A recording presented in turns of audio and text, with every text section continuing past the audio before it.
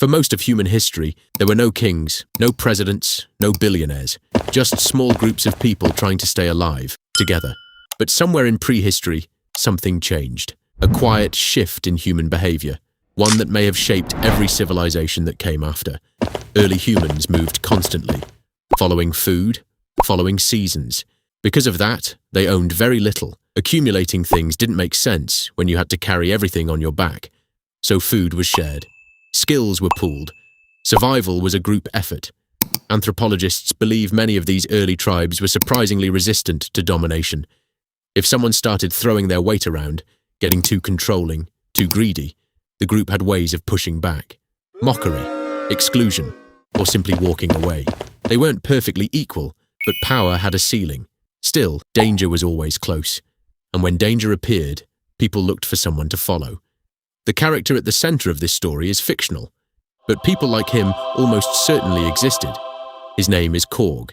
He wasn't the biggest hunter or the fastest fighter, but he was observant, patient, the kind of person who noticed things others missed. While his tribe reacted to danger, Korg thought ahead. He built smarter traps, improved their tools, solved problems before they became crises. He didn't demand respect, he just kept being useful, and slowly, people started listening. Here's something worth understanding about early humans. What separated us from most animals wasn't just strength or speed, it was the ability to believe in shared ideas. Researchers think storytelling helped early humans cooperate at massive scales. Shared myths, shared meaning, invisible ideas that held groups together across generations. Korg understood this, maybe without even realizing it. People follow confidence. People follow someone who seems to have answers. Someone who connects everyday struggle to something larger than themselves. So Korg became more than a problem solver. He became a symbol. For a long time, leadership like his was temporary, situational. When the crisis passed, the hierarchy softened. But then human life changed fundamentally. People stopped moving. They farmed. They stored grain. They claimed land. And that shift, from nomadic to settled, changed the relationship between people and power. When survival was tied to a specific place, you couldn't just leave. You couldn't walk away from a bad leader the way your ancestors could. The land held you in place. The useful hunter became the decision maker. The decision maker became the authority.